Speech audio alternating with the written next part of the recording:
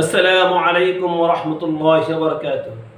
প্রিয় দর্শক শ্রোতা ভাই বোনেরা, আজকের ভিডিওতে আমরা আলোচনা করব আখির নবী শেষ নবী মুহাম্মদুর রাসূলুল্লাহ সাল্লাল্লাহু আলাইহি সাল্লামের জন্ম এবং শৈশবকালীন অবস্থা নিয়ে। অতএব আমরা যারা আলোচনা শুনব, আমরা মনোযোগ সহকারে শেষ পর্যন্ত আলোচনা শুনব এবং ইসলামের প্রচারে আমরা চ্যানেলটাকে অবশ্যই সাবস্ক্রাইব করব। যদি আপনারা আমাদেরকে সাপোর্ট করেন তাহলে আমরা রাসূলুল্লাহ সাল্লাল্লাহু আলাইহি সাল্লামের অন্যান্য বিষয় নিয়ে আমরা সামনে আসব। এজন্য সামনের ভিডিও দেখার আমন্ত্রণ জানিয়ে আজকের আলোচনা আমরা শুরু করতেছি। মুহতারাম হাজরিন, আল্লাহ হাবিব মুহাম্মদুর রাসূলুল্লাহ সাল্লাল্লাহু আলাইহি সাল্লাম যখন দুনিয়াতে জন্মগ্রহণ করেন, সময়টা ছিল চাষতের সময়। আম্মাজান হযরত আমিনা রাদিয়াল্লাহু তাআলা আনহা তখন তার ঘরের ভিতরে একাই ছিলেন। হঠাৎ তিনি লক্ষ্য করলেন একটা মুরগির ন্যায় পাখি তার ঘরের ভিতরে আগমন করলেন। আর ওই পাখিটা হযরত আমিনা রাদিয়াল্লাহু তাআলা আনহার মাথার কি করলেন, মুছে দিলেন এবং হযরত আমিনা রাদিয়াল্লাহু তাআলা আনহার মুখে মিষ্টি প্রবেশ করে দিলেন, যার কারণে হযরত আমিনা রাদিয়াল্লাহু তাআলা আনহার কাছে কিছুটা শান্তি অনুভব হলো। এর পরবর্তীতে ওই পাখিটা চলে গেলেন এবং এরপরে একজন সুদর্শ যুবক সে আসলো একটি শরবতের পেয়ালা নিয়ে এবং হযরত আমিনা রাদিয়াল্লাহু তাআলা আনহাকে শরবতের পেয়ালা দিয়ে শরবত পান করালেন। হযরত আমিনা রাদিয়াল্লাহু তাআলা আনহা ইরশাদ করেন, তখন আমার শরীরের ভিতরে সজীবতা অনুভব হলো। এর পরবর্তীতে যখন সুদর্শন যুবক চলে গেলেন, তিনজন জান্নাতি রমণী হযরত আমিনা রাদিয়াল্লাহু তাআলা আনহার ঘরে তাশরিফ আনলেন। তখন হযরত আমিনা রাদিয়াল্লাহু তাআলা আনহা বললেন, বোন তোমরা কারা? তারা বললেন, আমরা হলাম বিবি হাজেরা, আসিয়া এবং মারিয়ম। আমরা এসেছি আপনার খেদমত করার জন্য, আপনি কোনো ভয় পাবেন না। এরপরে তারা হযরত আমিনা রাদিয়াল্লাহু তাআলা আনহার খেদমতে তারা নিয়োজিত হয়ে গেলেন। আর হঠাৎ গায়েব থেকে অদৃশ্য আওয়াজ আসলো, হে আমিনা, এই মুহূর্তে তোমার রেহেম থেকে বিশ্বনবী মুহাম্মদুর রাসূলুল্লাহ সাল্লাল্লাহু আলাইহি সাল্লাম দুনিয়াতে তাশরিফ আনবে।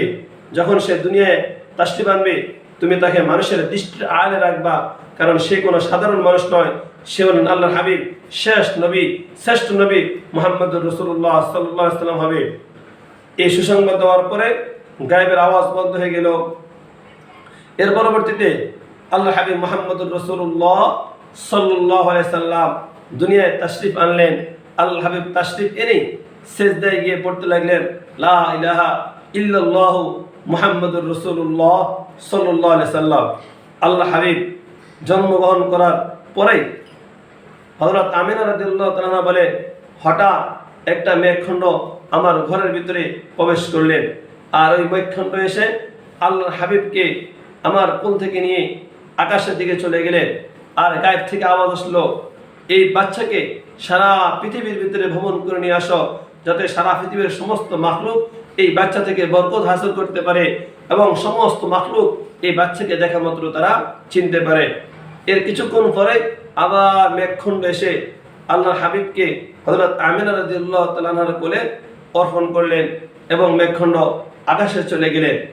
এরপরে হযরত আমিনা রাদিয়াল্লাহু তাআলা আনহা বলেন, তিনজন যুবক তার ঘরের ভিতরে প্রবেশ করেন। একজনের হাতে ছিল স্বর্ণের কলসিতে পানি ভর্তি, দ্বিতীয় জনের হাতে ছিলেন আংটি, তৃতীয় জনের হাতে ছিলেন রেশমি কাপড়। তাদের মধ্য থেকে প্রথম ব্যক্তি তিনি আল্লাহ হাবিবকে আমার কোল থেকে নিয়ে ওই স্বর্ণের কলসিতে ভর্তি পানি দ্বারা আল্লাহ হাবিবকে গোসল করায় দিলেন এবং দ্বিতীয় ব্যক্তি তার হাতের স্বর্ণের আংটি দ্বারা শিশু নবী মুহাম্মদুর রাসূলুল্লাহ সাল্লাল্লাহু আলাইহি সাল্লামের দুই কাঁধের মাঝে মোহর নবুয়তের সিল মেরে দিলেন। আর তৃতীয় ব্যক্তি সে জান্নাতি রেশমি দ্বারা আল্লাহর হাবিবকে পেঁচিয়ে দিলেন।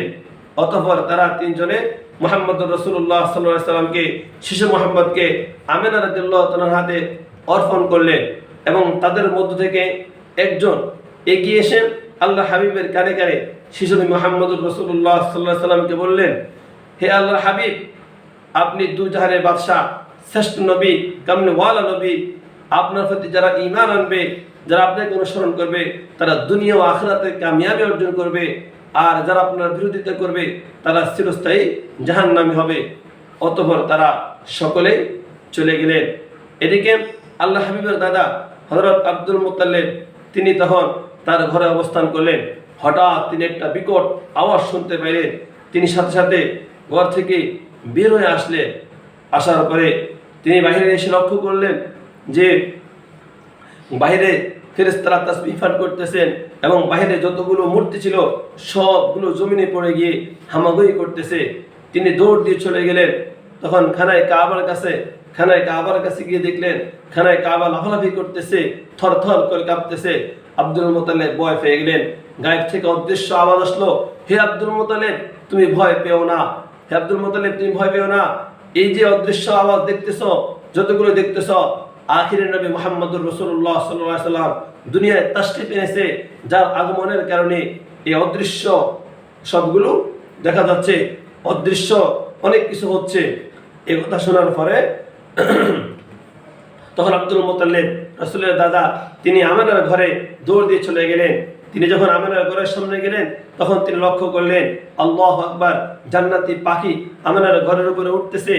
একটা মেঘের খণ্ড আমেনার ঘরের উপরে ছায়া দিয়ে রেখেছে এবং হযরত আমিনা রাদিয়াল্লাহু তাআলা আনহার ঘর থেকে মেশক আম্বরের ঘ্রাণ এসে পুরোটা চতুর্পাশকে মোহিত করে রেখেছে। তখন আব্দুল মুত্তালিব আমিনা রাদিয়াল্লাহু তাআলা আনহার ঘরের দরজার ফাঁক দিয়ে উঁকি দিয়ে আমিনার প্রতি লক্ষ্য করে দেখলেন তার কপালে যে নূর দেখা যাইতো ওই নূর এখন দেখা যাচ্ছে না। আব্দুল মুত্তালিব বললেন, আমিনা তোমার কপালে যে নূর দেখা যাইতো ওই নূর এখন দেখা যাচ্ছে না। তখন হযরত আমিনা রাদিয়াল্লাহু তাআলা আনহা বললেন, আব্বাজান যে নূর এতদিন আপনি দেখছেন সেটা তো আমার নূর নয়, যার নূর ছিল সে দুনিয়ায় তাশরীফ এনেছে, আর সেই নূর অন্য কেউ নয়, সেই নূর হলো আপনার প্রিয় নাতি মুহাম্মদুর রাসূলুল্লাহ সাল্লাল্লাহু আলাইহি সাল্লাম, সে দুনিয়ায় তাশরীফ এনেছে। অতঃপর আমিনা রাদিয়াল্লাহু তাআলা আনহা ঘরের দরজা খুলে দিলেন। আল্লাহ হাবিব ঘরের ভিতরে প্রবেশ করলেন। আল্লাহ হাবিব আব্দুল মুত্তালিব ঘরে প্রবেশ করলেন এবং আল্লাহ হাবিবের শিশু নবীর চেহারা দেখে আব্দুল মুত্তালিব তার অন্তরে জুড়ে গেল।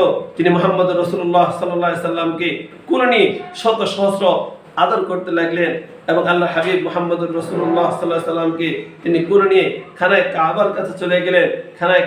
খানায় কাবা তওয়াফ করলেন। অতঃপর আল্লাহ হাবিবকে হযরত আমিনা রাদিয়াল্লাহু তাআলা আনহার কাছে অর্পণ করলেন এবং তিনি উট জবাই করে মানুষদেরকে দাওয়াত দিয়ে খাওয়াতে আরম্ভ করলেন। অর্থাৎ নাতির আগমনে আব্দুল মুত্তালিব খুশি প্রকাশ করতে লাগলেন, আনন্দতা প্রকাশ করতে লাগলেন। পরবর্তীতে এক ব্যক্তি এসে জিজ্ঞাসা করলো, আব্দুল মুত্তালিব আপনি আপনার নাতির নাম কেন মুহাম্মদ রাখলেন? তখন আব্দুল মুত্তালিব বললেন, মুহাম্মদ নামের অর্থ হলো প্রশংসিত। আমি চাই আমার এই নাতি সারা জাহানের মধ্যে প্রশংসিত হোক, সকলের কাছে প্রশংসিত হোক, এই জন্যই আমি আমার নাতির নাম রেখেছি মুহাম্মদ। এদিকে আরবের রীতি নিয়ম অনুযায়ী আল্লাহ হাবিব মুহাম্মদুর রাসূলুল্লাহ সাল্লাল্লাহু আলাইহি সাল্লামের জন্য অর্থাৎ শিশু মুহাম্মদের জন্য একজন দুধ মাতার প্রয়োজন ছিল, কিন্তু কোথায় কোনো দুধ মাতার সন্ধান পাওয়া যাচ্ছে না। যার কারণে আবু লাহাবের দাসী সুয়াইবা তিনি কয়েকদিন যাবৎ আল্লাহ হাবিবকে দুধ পান করান। এর কয়েকদিন পরে তায়েফ গোত্র থেকে তায়েফের মধ্যে বনু সাদ গোত্র থেকে কয়েকজন মহিলারা তারা দুগ্ধপোষ্য শিশুর সন্ধানে তারা মক্কাতে আগমন করলেন এবং মক্কা থেকে তারা তায়েফের মহিলারা অনেক বাচ্চাদেরকে তারা নিয়ে গেলেন, কিন্তু আল্লাহ হাবিব মুহাম্মদুর রাসূলুল্লাহ সাল্লাল্লাহু আলাইহি সাল্লামকে কেউ নিতে চায় না, কারণ তিনি ছিলেন ইয়েতিম, আর ইয়েতিমের সন্তানকে কেউ যদি দুধ পান করায় তাহলে ভালো মানের কোনো উপঢৌকন পাবে না। এই জন্য কেউ আল্লাহর হাবিবকে নেওয়ার জন্য আগ্রহী হয় নাই, বরং রাসূলকে অবজ্ঞা করে সবাই রেখে চলে যাচ্ছে। এদিকে হযরত হালিমাতুস সাদিয়া রাদিয়াল্লাহু তাআলা আনহা তিনি তার স্বামীকে বললেন, আমরা খালি হাতে না যাই, বরং এই শিশু এতিম সন্তানকে নিয়ে যাই, এটা আমাদের জন্য অনেক কল্যাণকর হবে। হালিমার কথা শুনে তার স্বামী তাকে অনুমতি দিলেন। তখন হালিমা রাদিয়াল্লাহু তাআলা আনহা হযরত আমিনার কাছে গিয়ে বললেন, বোন আপনি যদি অনুমতি দেন, আপনার যদি ইচ্ছা থাকে তাহলে আমি আপনার সন্তানকে নিতে চাই এবং পরম যত্নে আমি তাকে দুধ পান করাবো, আমি তাকে লালন পালন করব। হালিমার আবেগময় কথা শুনে হযরত আমিনা রাদিয়াল্লাহু তাআলা আনহা রাজি হয়ে গেলেন এবং আল্লাহর হাবিবকে হযরত হালিমা কোলে কি করে দিলেন? অর্পণ করে দিলেন। হযরত হালিমা রাদিয়াল্লাহু তাআলা আনহা ইরশাদ করেন, আল্লাহর হাবিব শিশুনবীকে আমার কোলে নেওয়ার পূর্বে আমার স্তনে তেমন দুধ ছিল না, কিন্তু শিশুনবীকে আমার কোলে নেওয়ার সাথে সাথে আমার দুইটা স্তন দুধে ভরপুর হয়ে গেল। সুবহানাল্লাহি বিহামদিহি। মুহতারাম হাজরিন, এরপরে হযরত হালিমা রাদিয়াল্লাহু তাআলা ইরশাদ করেন, শিশুনবীকে নিয়ে আমরা তাবুর উদ্দেশ্যে রওনা করলাম। তাবুর কাছে গিয়ে দেখি, আমরা দেখতে পেলাম যে আমাদের যে উটনিটি ছিল, ওই উটনিটা সবল হয়ে সতেজ হয়ে দাঁড়িয়ে রয়েছে এবং তার পুরা স্তন দুধে ভরপুর ছিল। অথচ এর পূর্বে আমাদের উটনিটি তেমন দুধ ছিল না। আমাদের পরিবারে যারা ছিলাম তারা আমরা তৃপ্তি সহকারে দুধ খেতে পারতাম না। এবং আমরা লক্ষ্য করলাম, অতঃপর যখন বনু সাইদ গোত্রের সকল মহিলারা তাইফের উদ্দেশ্যে রওনা করলেন, তারা লক্ষ্য করলেন যে হালিমার উটনিটা সবার আগে যাচ্ছে। তখন তারা আশ্চর্য হয়ে গেল, হ্যাঁ, এটা তো সেই উট যেটা আসার সময় কোনোভাবে চলতে পারতো না, দুর্বল ছিল, এখন এত শক্তি সেটা কই থেকে পেল? হযরত হালিমা কোনো কথার উত্তর না দিয়ে তারা তাদের গৃহে ফিরে গেলেন।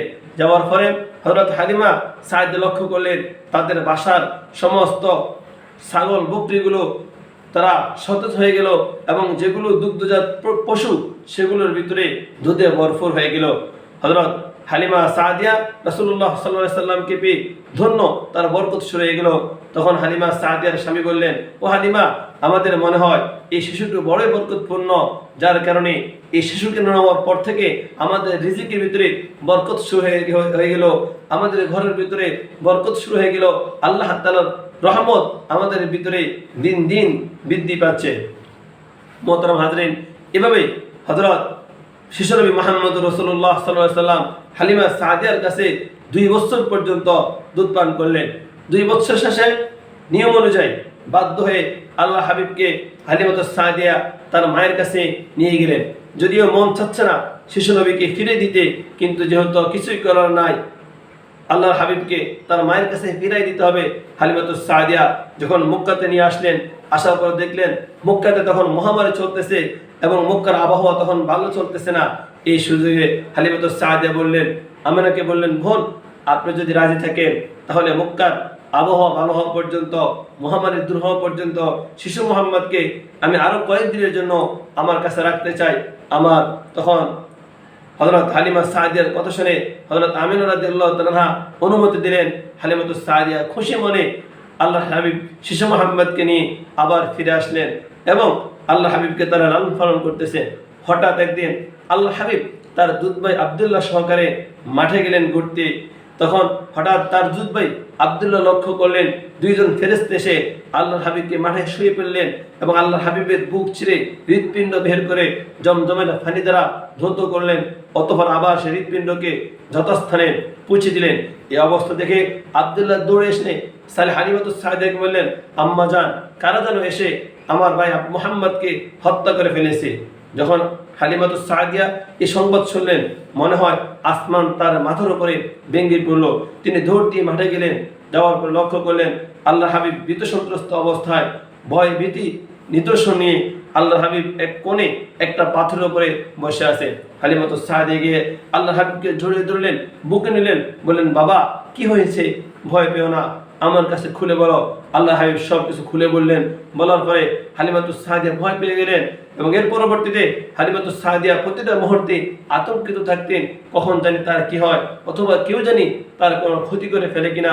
তখন হালিমাতুস সাদিয়া বাধ্য হয়ে আল্লাহর হাবিবকে কি করলেন, হযরত আমিনা রাদিয়াল্লাহু তাআলার কাছে নিয়ে অর্পণ করলেন। তখন রাসূলুল্লাহ সাল্লাল্লাহু আলাইহি সাল্লামের বয়স ছিল 5 বছর। এরপর থেকে আল্লাহ হাবিব তার দাদা আব্দুল মুত্তালিব এবং হযরত আমিনা রাদিয়াল্লাহু তাআলার ভালোবাসায় বড় হতে আরম্ভ করলেন। এই ছিল আমাদের আজকের আলোচনা। আমাদের আলোচনা থেকে যদি ভালো লেগে থাকে তাহলে কমেন্ট করে আপনার মতামত জানাবেন এবং আমাদের পাশে থাকবেন। তাহলে ইনশাআল্লাহ আমরা সামনে রাসূলুল্লাহ সাল্লাল্লাহু আলাইহি সাল্লামের অন্যান্য বিষয় নিয়ে আপনাদের সামনে উপস্থিত হব। ভালো থাকবেন, সুস্থ থাকবেন। আসসালামু আলাইকুম ওয়া রাহমাতুল্লাহ।